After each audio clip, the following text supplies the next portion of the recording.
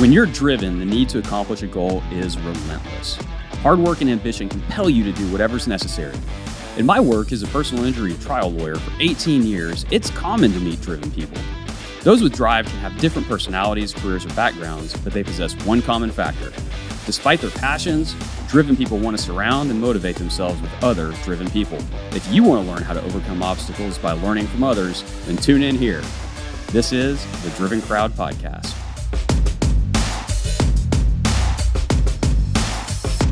Thank you for tuning into episode 23 of the Driven Crowd Podcast, fueled by Snellings Law. I'm your host, Scott Snellings. Today, I have a Dallas legend, Michael Peticolas. Michael is a fifth-generation lawyer, but in 2010, he traded work in the courtroom for the tap room by enrolling in ABG's Intensive Brewing Science and Engineering program. The following year, he brewed his first batch of beer and never looked back. He's the owner and operator of Peticolas Brewing Company, located in the Design District here in Dallas. His beer and his brewery have won countless awards and has shaped the North Texas brewing community. Michael's also still utilizing his legal background, advocating for craft brewers' rights alongside other Texas breweries as they continue to pursue changing legislation that has long hindered craft brewers. Michael, welcome to the Driven Crowd Podcast. Hey, I appreciate that. What an introduction. That was fantastic. I think my very favorite part of it, though, what I didn't realize when I walked in here this morning was Show 23, this is the Michael Jordan show. Hey, fantastic. I'm excited. I'm like, all right. All I could think about during that whole intro was 23. Sweet. This is the Jordan show. I like it. You've been at it a while now. Absolutely. And the funny thing is, I wonder how many generations will go by before they stop correlating number 23 with Michael Jordan. Probably already. I've probably already dated myself, and the youngsters are like, I don't know who they're talking about, but surely we're not there yet, right? Won't everyone know him forever? Yeah, well, as long as they keep making his shoes, then I think we're probably okay there, right? Yeah, exactly. All right, so let's start at the beginning. Where did you grow up, and kind of walk us up through your high school years? Oh, gosh. I'm an El Paso kid. I was born and raised in El Paso, Texas. My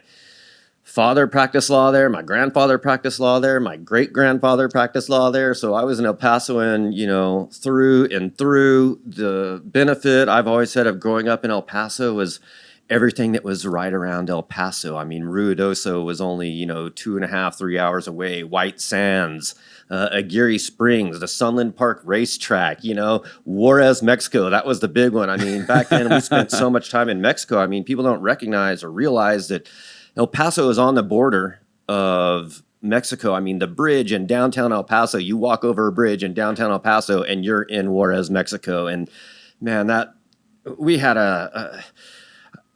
had a childhood like no one else. You're going to Mexico for lunch, getting exposed to that culture. I still love it to this day. The Mexican music, the Mexican drinks, the tequila, right? The soccer, all of that. Yeah, it was a huge influence on me. And then probably when, started my passion for beer, right? I mean, heck, we started going to, I think it was in between the summer of 7th and 8th grade that I went to Juarez, Mexico for the first time. And that's when started drinking way too early. But, that's when, hey, we're walking over and we're on the strip and there's the Kentucky Club and Sarawak and the Cave and all these other places. And oh my gosh, that was the place to be. And that's where I spent a good portion of my, formative years, especially after middle school, right? But in high school, that was it. That's what we did, man. You were Friday nights, Saturday nights, Juarez, Mexico. And then until we discovered the dog track in Juarez, then we started going over there on Thursday nights.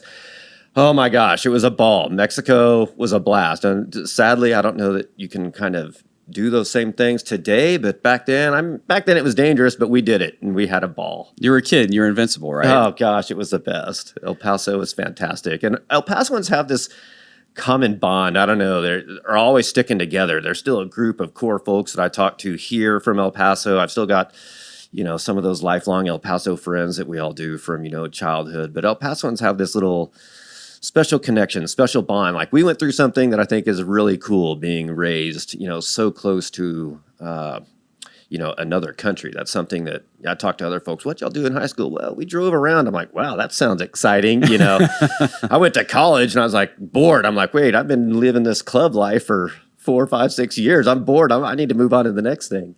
So back then, back when we would go to spring break down in South Padre and we'd go over to Mexico, it was pretty easy getting back and forth. Obviously, that was before 9/11. Have you been back recently? Is it more difficult getting back and forth now? I guess I haven't from El Paso. I've been gone from El Paso for so long, and I haven't been back very frequently recently. One of my best friends goes back and forth every day. He works there, so the maquiladora.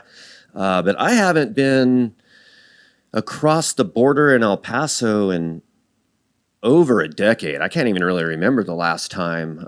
Certainly in this century, but my last trips to Mexico were Mexico City and Cancun's upcoming. There you go. All right. So go off to college. Where'd you go to college? So I left El Paso, moved to the beautiful metropolis of Lubbock, Texas. Hey, I was born in Lubbock. Oh my gosh. All right. Well, the beautiful metropolis of your birthplace, Lubbock, Texas, just didn't really sit with me. I kind of toiled at Texas Tech for a couple of years and then ended up moving here to Dallas. Applied to UTD, had to beg my way into that school because I did not have the background or the grades. At that time, it had only been a 4-year institution for, 5-10 years or something like that. But I was able to beg my way into UTD, and that's when really, for the first time in my life, I really recognized and enjoyed the education process. I spent all of elementary, junior high, high school, tech. I hated school. I never liked it, but it wasn't until I went to UTD and a couple of really cool professors who were interesting, and then I started to recognize how much I enjoyed the classes, the assignments, actually doing the assignments and being prepared. And this is really nice as opposed to, scrambling last second, cramming, trying to do that. So UTD was fantastic, and that's where I finished. So my mom was executive assistant to the president for 25, she'll probably kill me for not getting this right, 25 plus years. Wow. Back when it was just a graduate school, all the way through 4-year degrees and up until, maybe 10 years ago. Well, wow. She was definitely on post while I was going through that campus every day. For sure. And that campus has changed a ton as well. What was your area of study? Dude, that campus is night and day from what it was when I was there. I get lost there now. It's a crazy looking campus, though. People they always talk about how awesome this building is and that building is. I'm like going, man, this looks like a big hodgepodge thing to me. But man, it is so big and has changed so much since I was there. And the technology and everything that they're doing there is actually quite fascinating. And I go back fairly frequently. And I think I forgot your initial question. What was it? Yeah, what did you end up majoring in? I studied government and politics. Okay. Yes, under the tutelage of the great Anthony Dr. Champagne. That guy was, probably my favorite educator of all time.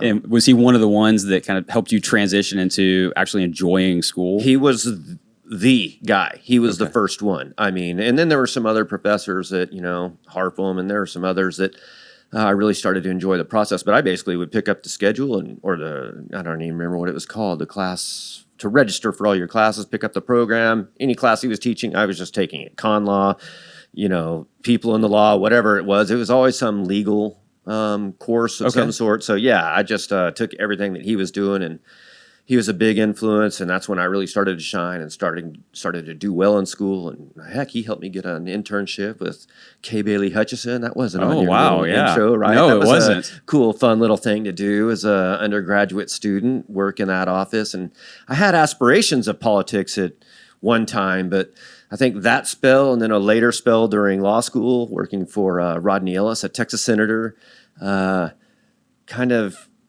got me less interested in politics, just seeing how, man, no matter what your intentions are, you get into that system, and that system, you just kind of have to play the game, and very easy to lose your way. I don't know how you don't lose your way, and it was something I'm like, that's not for me. I'm not doing this. Way better to learn that after a few internships than actually having to run for office, get into office, and then realize you don't like it, right? True, but it's never too late, right? You can change gears. I've changed gears more than once, and Absolutely. that's a nice feather to have in your cap, right? Go apply for a position. Yeah, I spent, a couple of terms as a Texas senator. It's going to make you more valuable. So yes and no. Gotcha. So you have a pedigree in law, obviously. You said that your great-grandfather, grandfather, your dad all practiced law out in El Paso. Was that always something in your future, or is that something that you fell into after coming to UTD? It was something, it was always kind of my backup plan. Like as I was growing up, it was something I always thought I would be interested in doing and something I was definitely interested to do.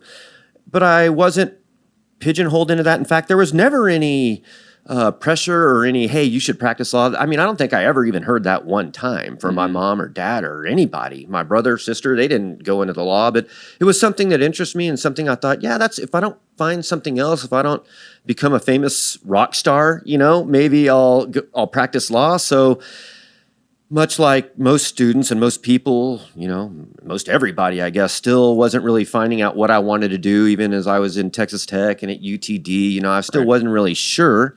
But as the years go by, you have to do something, right? And so it's always like, well, that's my backup plan. If I get to this point and I haven't figured out something else or something hasn't snared me, I haven't written a famous book or become an actor or landed a role on Saturday Night Live or whatever, well, I have this. So it was always, I guess, comforting for me to know that, yeah, this is there. I can do this.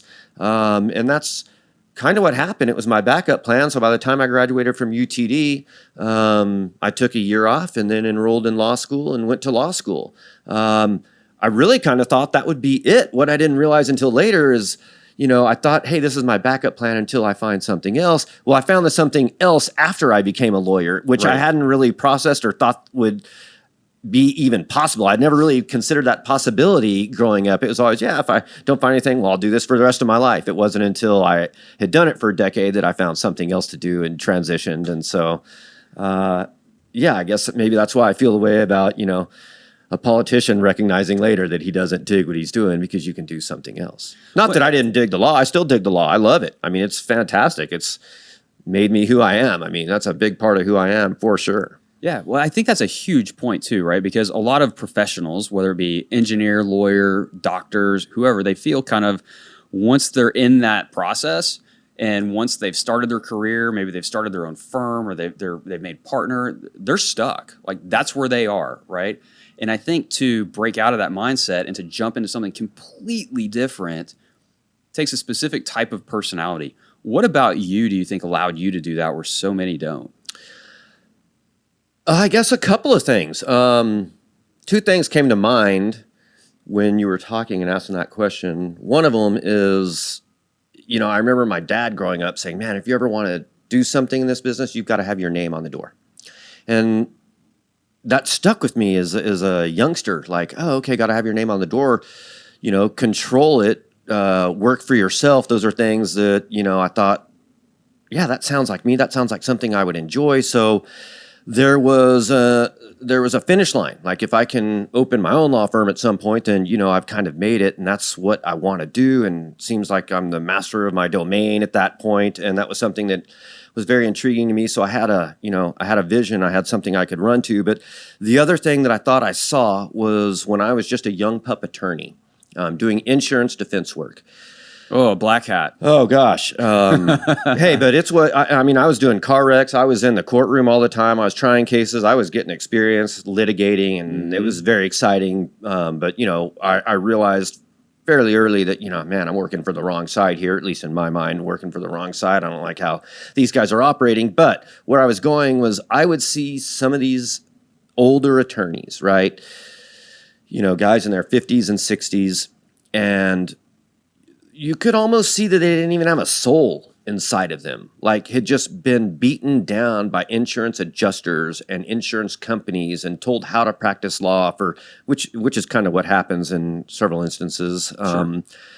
And just beaten down, like instead of, hey man, you guys have hired me, I'm providing you some advice and this is how we should roll. And we're not always going to agree, but ultimately they're paying the bill. They're the client, got to keep them happy, and just beaten down day after day after day for months and months and then years and years and then decades. And I thought, man, that's not going to be me. I cannot be that guy who just has, no soul. I'm not going to be able to look into the mirror at the age of 60, having just done nothing on my own and just put up with, almost treated like a whipping boy. Maybe that's a little bit strong, but I would see it in their faces. And so that was hugely impactful to me. Like, that is not going to be me. I am not going to do that. And that was one of the reasons that when I was driving back from El Paso with a 6-week-old kid in the back seat, I told my wife, you know what? I think now's the perfect time to open my own law firm.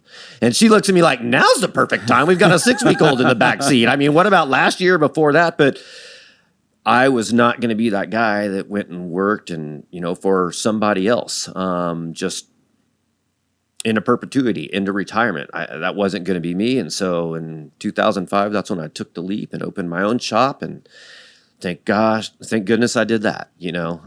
Best move I ever made in my life. And what did you do at your new shop? I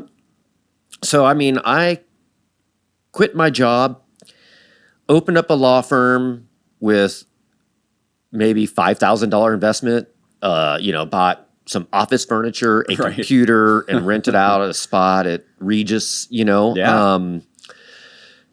And Peticolas Law Firm, here we go. And so at that point, I had, I was working injury cases, so I was looking for, not $1 million $1 cases. I wanted $1 million case. So that's when I started doing like serious injury or catastrophic injury, wrongful death work. And that's what I did until I found something else to do, which was brew beer. All right, let's figure out how you got there. So you've always liked beer since you were 7th, 8th grade. Yeah. What drew you to brewing your own?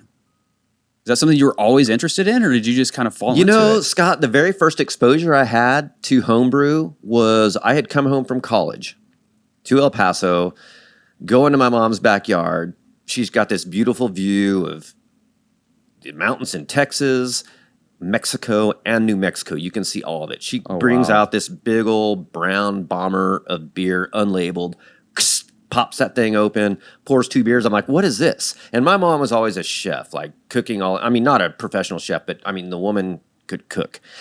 And she's like, I brewed beer.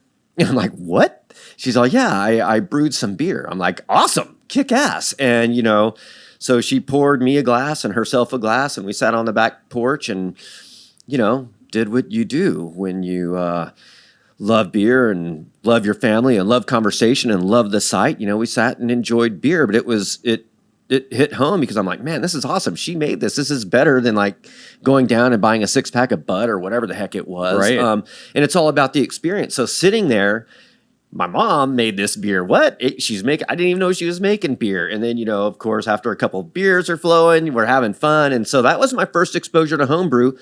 I didn't think of brewing. I was like, oh, that's something she's doing. This I still had a lot of life in front of me, a lot of stuff.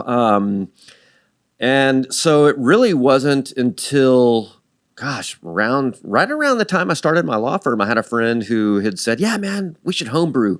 I'm like, I don't want to homebrew. So, you homebrew. I don't want to do it, Right. I don't want to invest the money to do it. I'm like, you got to buy, I don't know, like $300, $400 worth of equipment. I don't want to do it. It seems like it takes a long time. So he's brewing beer and he's making beer. And then I had another buddy who was making beer. And then one day he comes over to my house, and in his arms, his name is Michael Melder. I went to law school with him, practiced law with him, one of my best friends ever.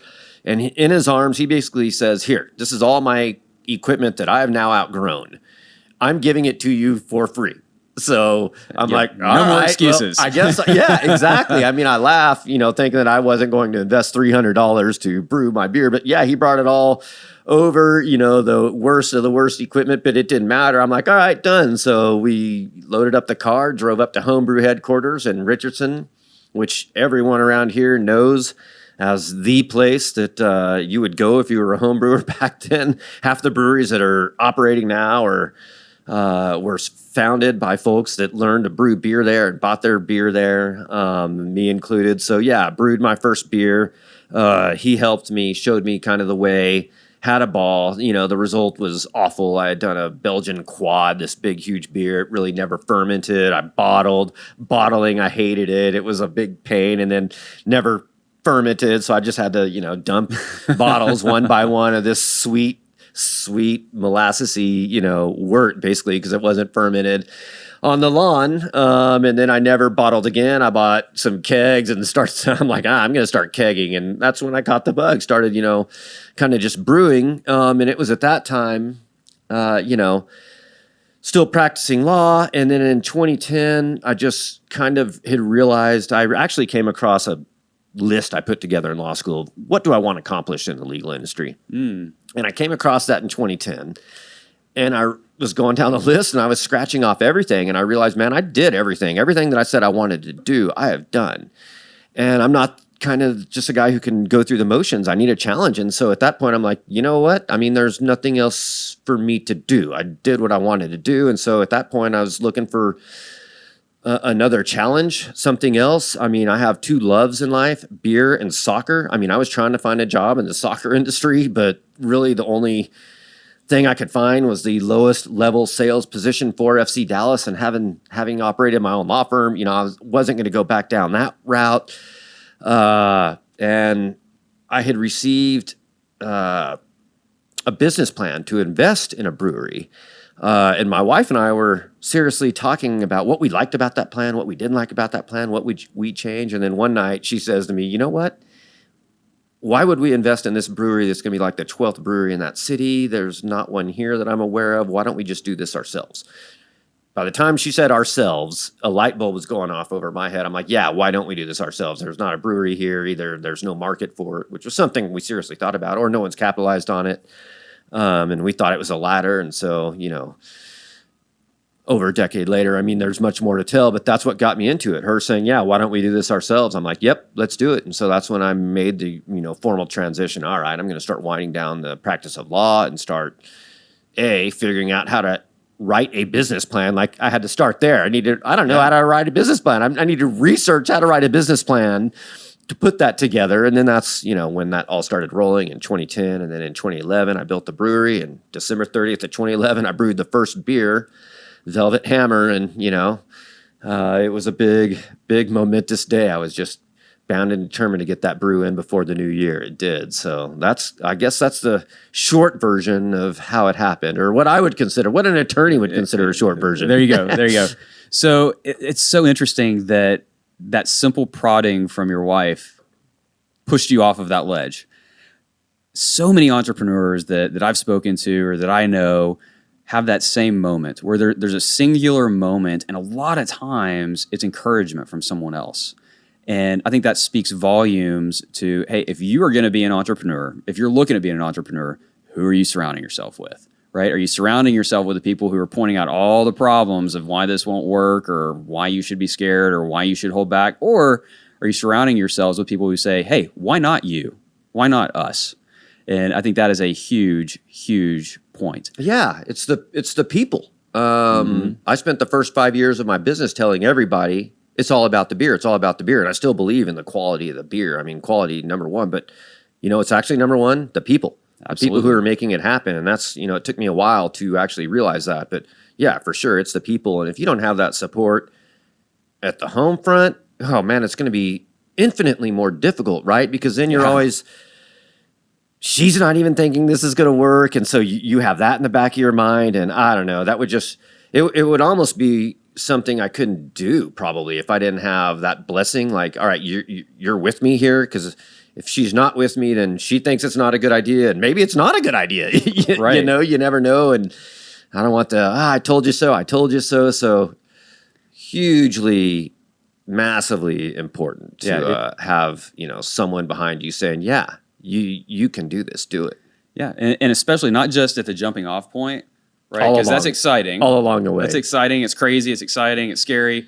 But then even more so when you're in the muck, man, when you're not sure if things are going to work, you're going to push and you got to be gritty. But having that support can sometimes be everything that you need to push through that to where you start actually climbing that ladder that you talked about. That's the most important time. That's the most important time. That's when you really need it. When the brewery started, craft beer was going nuts, crazy. I mean, just exponential growth. It was sunshine for everybody. You don't need encouragement in times like that. Right. You need it during downturn. During the downturn, and times like really now in craft beer is having a very, very difficult time, and that's when you need it for sure. I remember, I took a 10,000 Small Businesses course, Goldman Sachs, where they gave you free like business training once I opened the brewery. And I remember being in there talking to people that are like, what do you want to get out of this? And one of the things I wanted to get out of it was I don't need to know what to do when everything's going great. I need to know what to do when things are at their worst. That's where I need help, because guess what? It's coming. Everything's cyclical. There's ups, there's downs. I want to be prepared for the downs. The ups, I'm going to need some help, but no. I want to be prepared for the downs. So I think your point's a very good one. That's the most important time. And so going back to your decision to start the brewery, obviously you'd been doing the homebrew stuff. Had you gotten to a point where you were producing beer where you're like, hey, I think this is really good? Oh, absolutely. Okay. Yeah, for sure. And every time I made this Imperial Red Ale, everyone always said, dude, this beer is amazing. Like, you've made a lot of beers and they're great, but this beer is fantastic. And that's ultimately why that's the beer that became Velvet Hammer. I mean, that Imperial Red was the one that people responded to. So when it came time to open up the brewery, I was thinking, well, what beer am I going to lead with? And I thought, well, who cares what I like? I want to make what the market wants. And so I'm going to listen to all the people who have told me, that Imperial Red is the one. And kind of a funny story, when I was building the brewery, I became friends with some folks from Benny Keith, one of the local distributors, Benny Keith and Andrews and Full Clip. These guys distribute most of the beer out there. They distribute beer for a living. They're in the beer industry. And I'm sitting at lunch with this guy, and he asks me, so what's going to be your first beer? What are you releasing first? I'm like, an Imperial Red. And he goes, no one drinks Reds. And I'm like, oh, shoot. I'm like, damn it, man. This guy sells beer for a living. He knows the business. And he's literally telling me that, oh, no, bad idea. No one drinks Reds. No one drinks Reds. But, I stuck with the plan, and probably kind of a unique little plan, too. You don't know a lot of breweries that will start with an Imperial Red and a Scotch Ale, which is what we did. But the part I love most about this story is chapter 2, when I ran into that same guy a year later, and he told me, you know what? Nobody drinks Reds except for one. And I'm like, hell yeah, man, Velvet Hammer. There you go. You changed the market. Man. I like to think that we at least helped bring some beer culture to North Texas for sure. That was really one of the reasons I got into this in the first place. I thought, Dallas doesn't have a lot of culture. It's got like restaurants and sporting teams and the Kennedy assassination site, but you go to New Orleans and it's oozing with bayou and food and drink. You go to Boston, you've got this patriotic flair, and Dallas just never had much. And I thought, I want to actually try to do something for Dallas. I want to bring culture to Dallas. And so, when I hear things like that, I'm like, yeah, hell yeah, man. I don't often, pat myself on the back, but with Velvet Hammer, I do feel like that beer has made a bit of a cultural impact in the local beer scene for sure. That's amazing. So, sounds from your educational background, you never went to business school. You don't have a business degree. I didn't either. When you decide, okay, I'm going to do this, I'm going to take the jump. You'd already run a law firm, right? So you had some sort of business knowledge from that. This is completely different. Now you're selling goods instead of services. Yeah. What did you do before you took that leap to kind of get up to speed on everything you would need to know or thought you needed to know to do that economically? Really, it all goes back to researching how to write a proper business plan. That was everything. Just figuring out all the components and laying out your entire business. What it forces you to do is address the stuff you want to sweep under the rug. You've got to address that stuff and talk about anything and everything, the warts, what's good, what could happen, and going through that process and really researching, okay, what is the market? I mean, anything and everything that, opportunities, threat, just all of it is really what prepared me, because I had researched everything. I mean, heck, I had to change the Dallas property code to even open the brewery. So, there was a lot I had to do. But going through that process, with a fine-tooth comb really prepared me because I didn't run into anything that I wasn't expecting. And so, I had that roadmap of, hey, this is where I'm trying to go, and I've already looked at every single obstacle I possibly can, and there's always going to be something you haven't thought of. But going through the process of writing that business plan was massive. It's what prepared me to run a business, because you're doing financials, you're talking about management team, structure, producing, sales, all of it. And if you're being honest with yourself and really going through that thing, you're addressing everything at the outset. So, as you grow, you're just finding people to help you fill these roles. But it was all, like you said, it was self-taught, and still learning, right? Still learning today.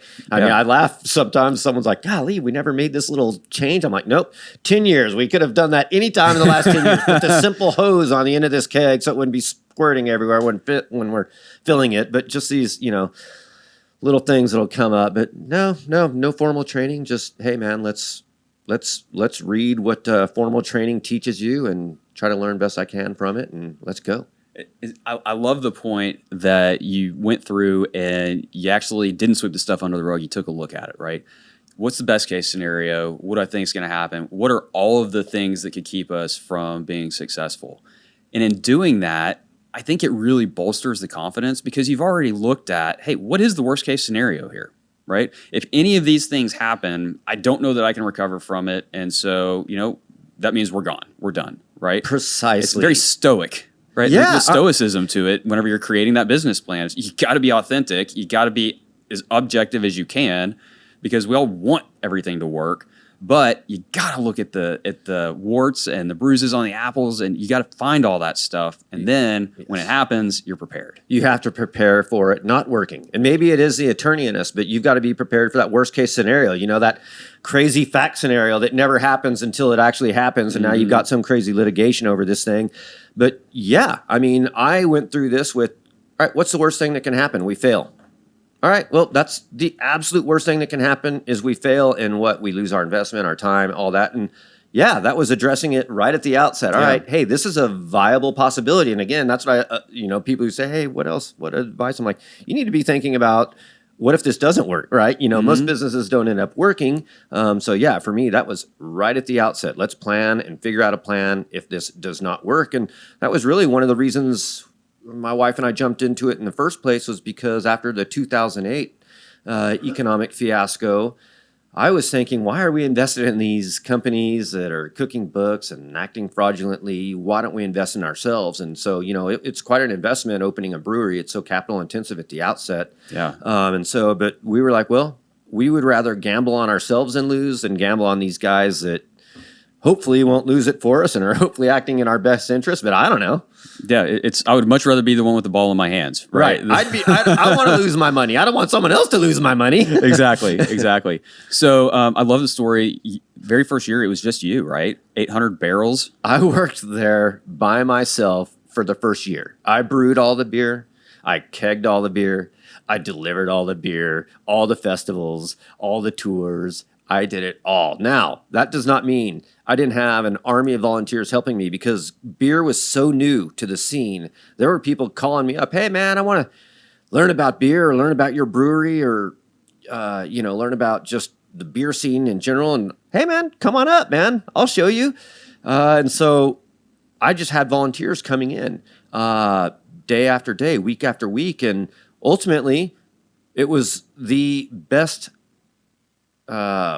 candidate pool that you could ask for. Because when it came time to hire, I wasn't hiring some guy who sent me a resume and I'm meeting, a best representative of himself, at an interview. Right. I'm with guys that have come to festivals with me, lugged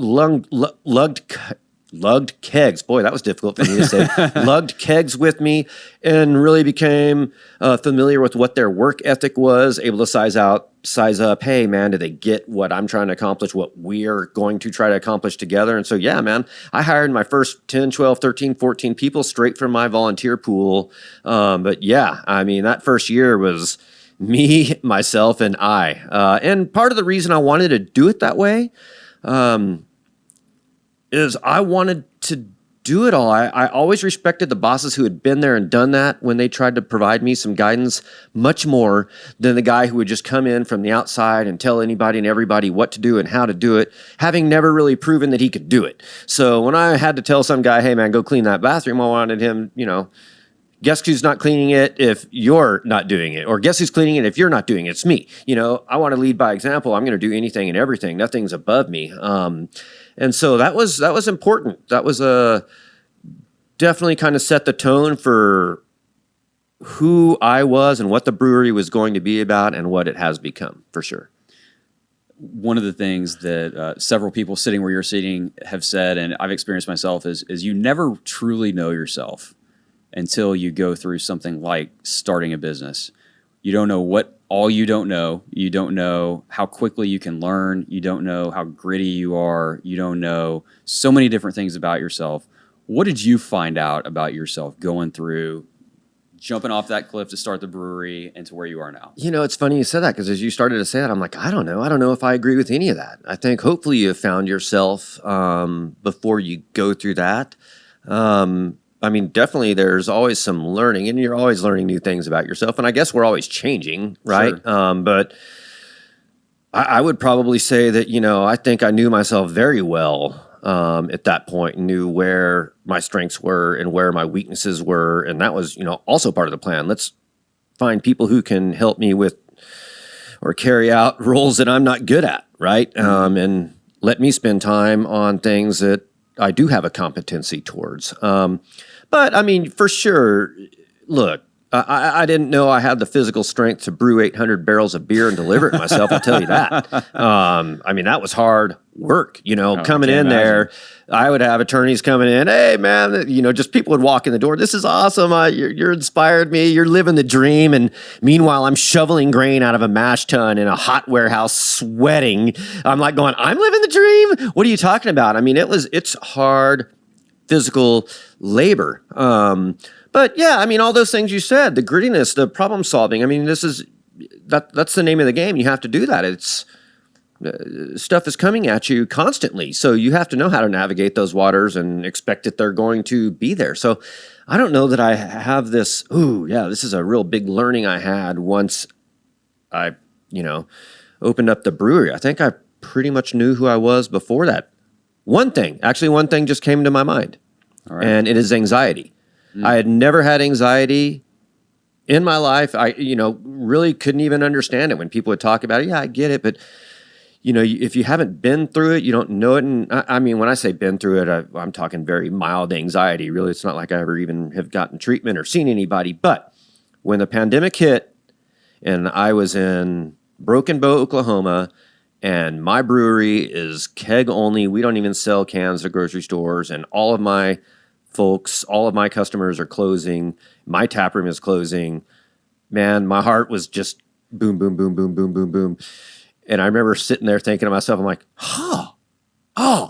this is it. This is anxiety. This is what people are talking about. I get it. Yeah. So what I learned from was, I too can have anxiety. So you know what? You're right, Scott. I did learn something that, yes, I too could also experience anxiety like other folks. And now you can better connect with those who do have anxiety, right? Yeah, for sure. Absolutely. And maybe it was always there, you just don't kind of recognize it, or it doesn't bubble to the surface like it did that day. But, maybe I'm a little more anxious now than I was younger as I grow older and closer to retirement and Sure. have kids going off to college and all that. That's really interesting because, you had a very stressful job before when you were doing the insurance defense work. You were constantly having to meet deadlines. You were constantly trying cases. I'm sure there were certain times when you were trying cases where you wish you would have had more time to prepare for those cases. If your insurance defense firm was any like the ones that I see on a regular basis, they're basically handed files not all that long before they're actually expected to go try the case. And for you to have not experienced anxiety during all of that, but now, in 2020, obviously that's a huge issue. To have experienced it for the very first time is interesting. It is interesting. I hadn't really thought about it because that is high stress.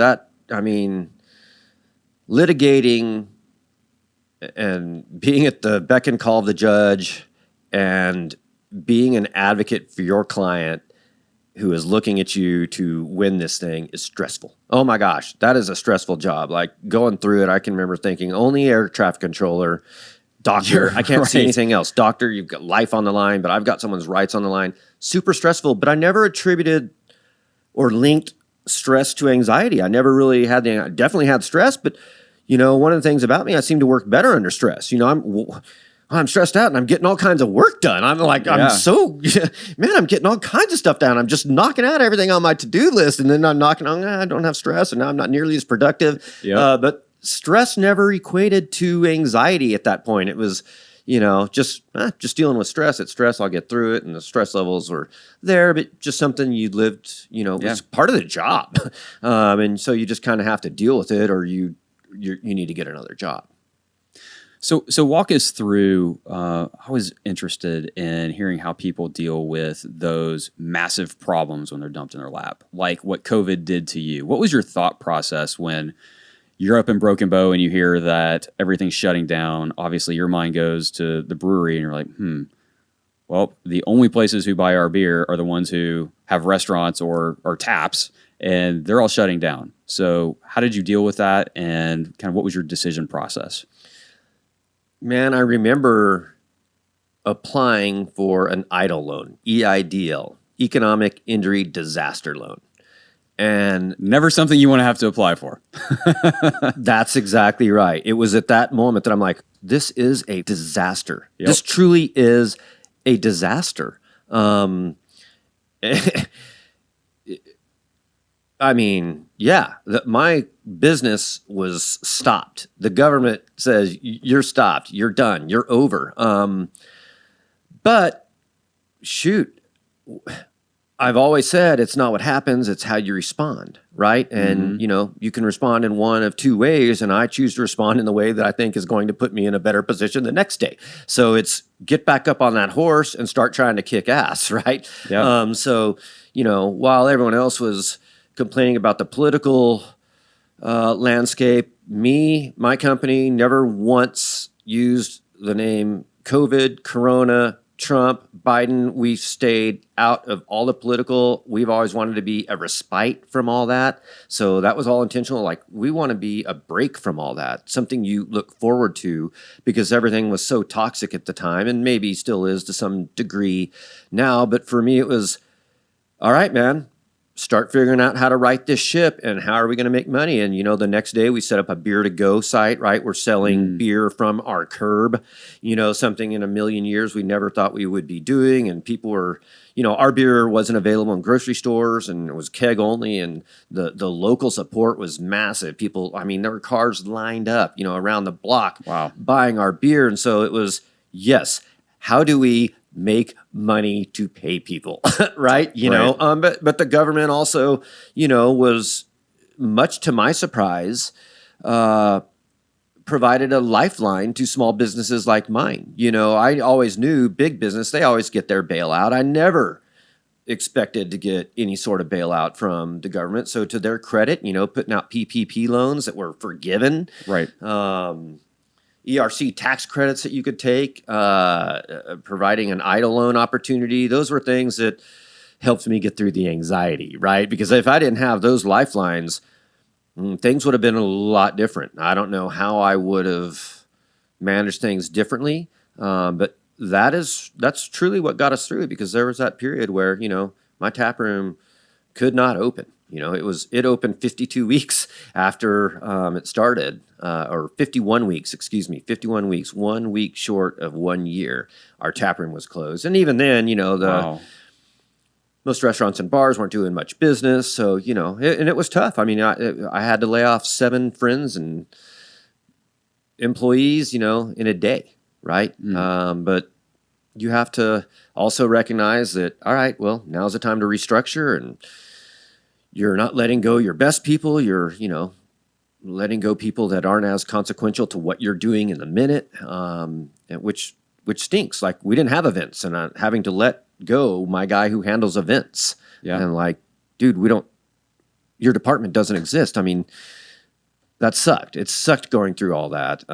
No doubt about it. But ultimately, hey man, life goes on, and you have two options: fight and try to put yourself in a good position, or give up. And I'm not a give up. Right.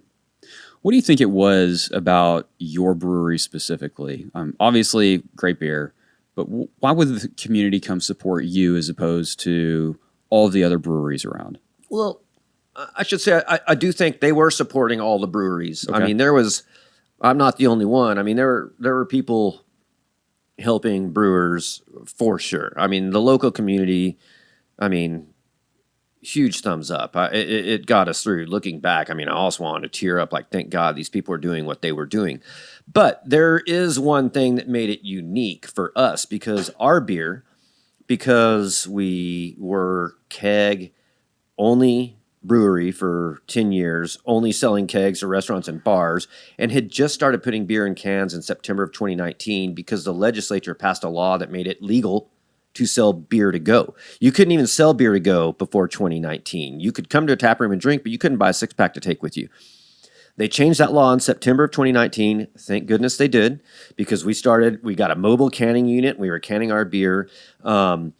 But because our beer was only available at the brewery, wasn't available at a grocery store, wasn't available at a convenience store, wasn't available anywhere else, we probably had a greater number of people driving to our brewery than probably any other brewery around North Texas, because it was the only place you could get it. Right. If you wanted to support a community or Lakewood or whoever, you could go to the grocery store and buy their beer, which is still supporting them, but it's not the same. The margins aren't quite the same on that beer as the beer you're selling at your brewery. So the fact that these people are coming to us, it was, a true, what's the life preserver, right? Thrown to us. Those guys were great. And I think that's really the main reason we had probably more people come to our place than anywhere else, because our brewery is literally the only place in the world you could get it. Wow. Well, Michael, we are out of time. What? We've just gotten started. We've just gotten started, and we're out of time. Into the next 10 years of I know, beer. right? We just started. We are out of time, but a couple last questions. Favorite books? Classic attorney move. Yep. We're out of time.